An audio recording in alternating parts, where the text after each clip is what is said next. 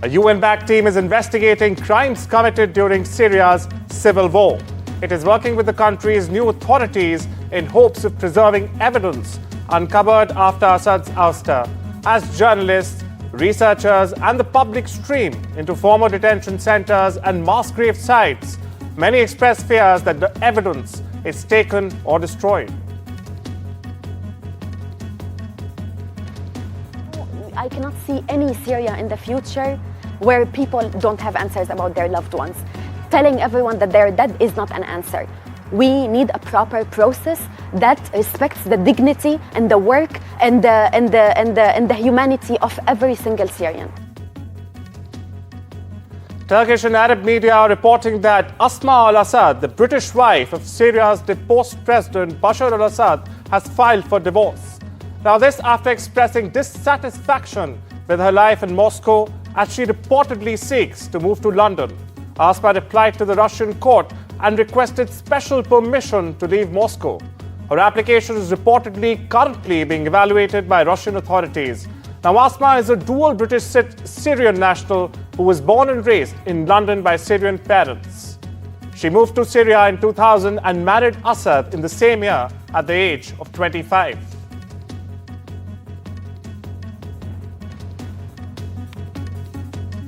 Syria's new rulers have appointed Muharraf Abu Kasra, a leading figure in the insurgency that toppled Bashar al-Assad, as defense minister in the interim government.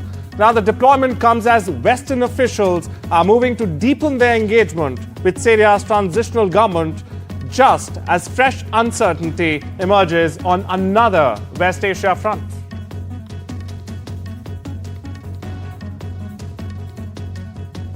The Saudi suspect, identified as 50-year-old Talib al-Abdul Mohsen, has been remanded in custody for driving a car into a German Christmas market in an attack that killed at least 5 people and injured over 200 others on charges of murder and attempted murder.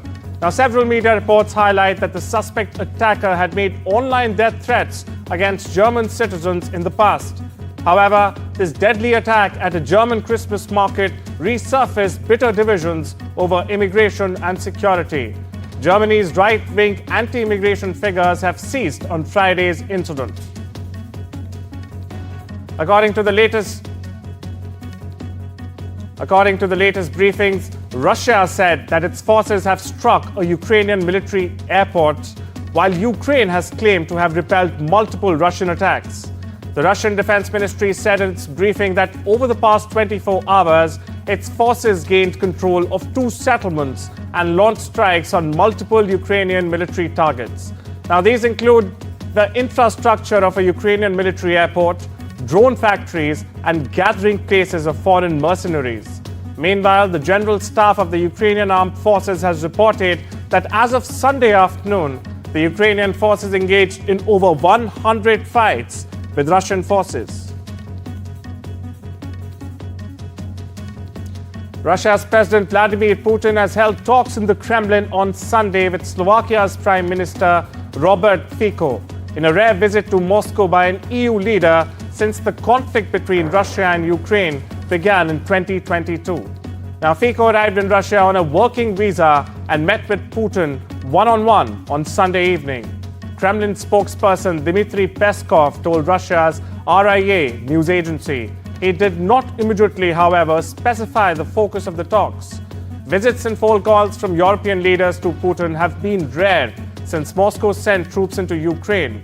Although Hungary's Prime Minister Viktor Orban visited Russia in July, Orban's visit drew condemnation from Kiev and other European leaders.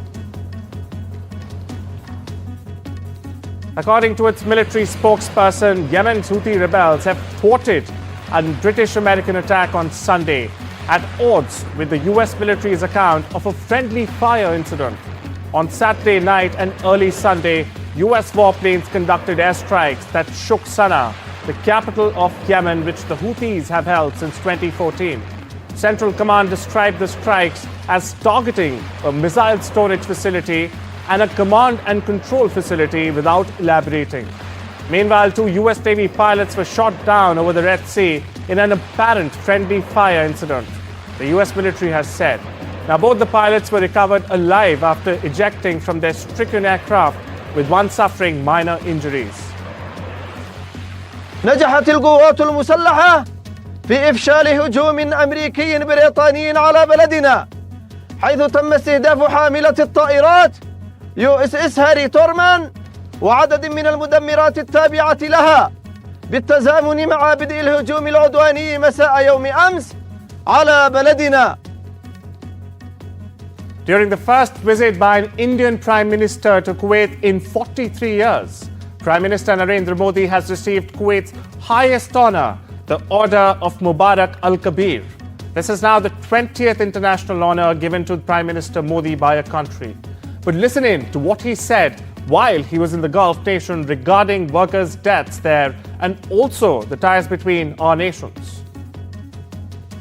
साथियों, भारत और Kuwait का रिश्ता सभ्यताओं का है, सागर का है, स्नेह का है, व्यापार कारोबार का है।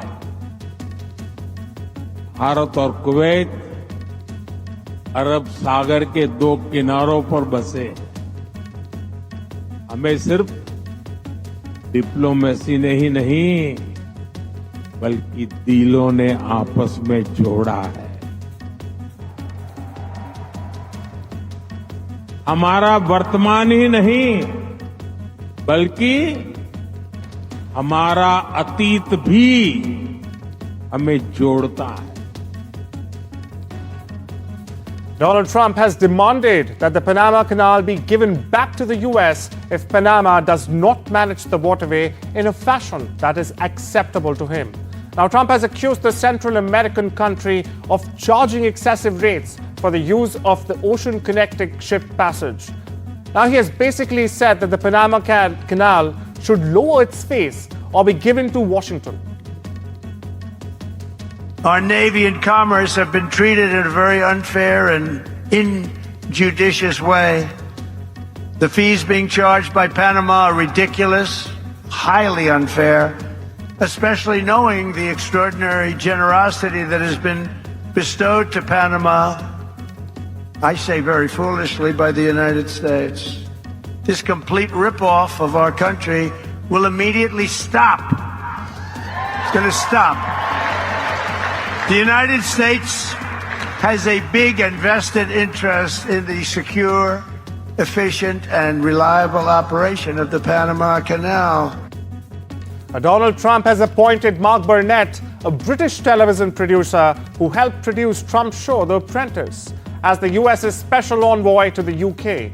In an announcement on Truth Social on Saturday, Trump hailed the 64-year-old Burnett, saying, "With a distinguished career in television production and business, Mark brings a unique blend of diplomatic acumen and international recognition to this important role." China has warned the United States of playing with fire after Washington announced more military aid and sales to Taiwan. A statement from the Chinese Ministry of Foreign Affairs on Sunday urged the U.S. to stop its dangerous moves that undermine peace and stability in the Taiwan Strait.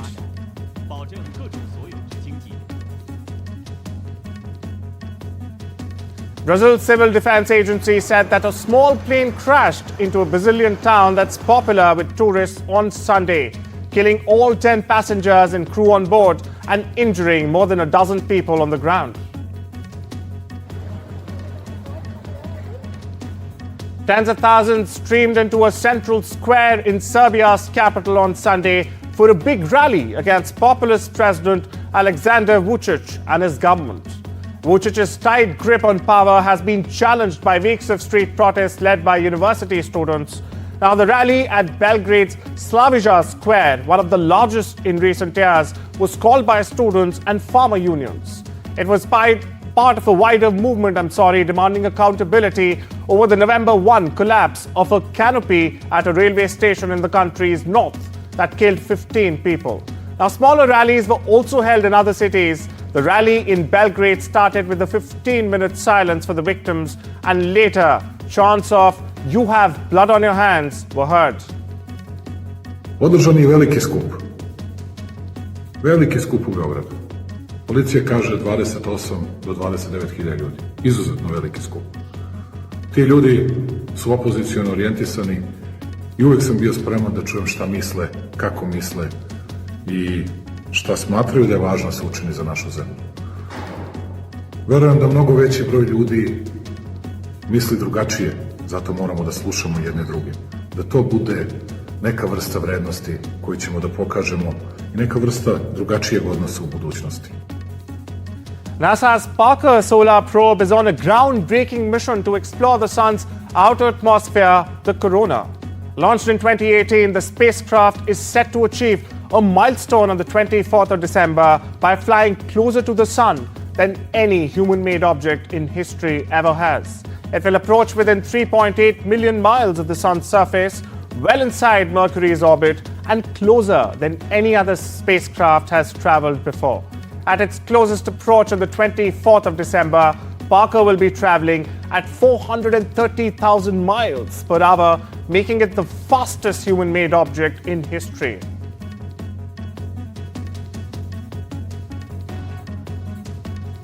Over in the Vatican, Pope Francis will officially launch the Pilgrims of Hope Jubilee year on the 24th of December by opening the Holy Door leading to the St. Peter's Basilica.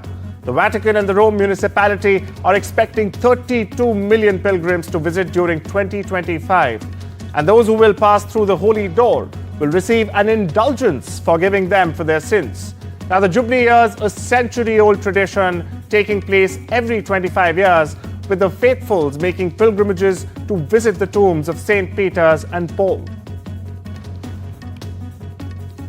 After undergoing months of maintenance, the iconic Trevi Fountain, one of Rome's most celebrated landmarks, reopened to the public on Sunday, just in time for the upcoming Jubilee year, which is expected to draw millions of visitors to the Eternal City. Tourists can once again toss coins over their shoulders into the Baroque masterpiece, a tradition temporarily halted during the overhaul works. According to Roman law, throwing a coin into the fountain guarantees a return trip to Rome. Drivers and airline passengers without reindeer and sledges better make a dash for it.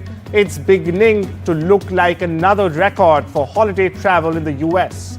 The auto club AAA predicts that more than 119 million people will travel at least 50 miles from their home between Saturday and New Year's Day. The 2 weekends on either side of Christmas, on the other hand, are tempting a lot of people to head out earlier. Even though fares were up 4.7% in November compared with a year earlier, US airlines expect to have their busiest days to be Friday and Sunday this week, next Thursday, Friday and Sunday.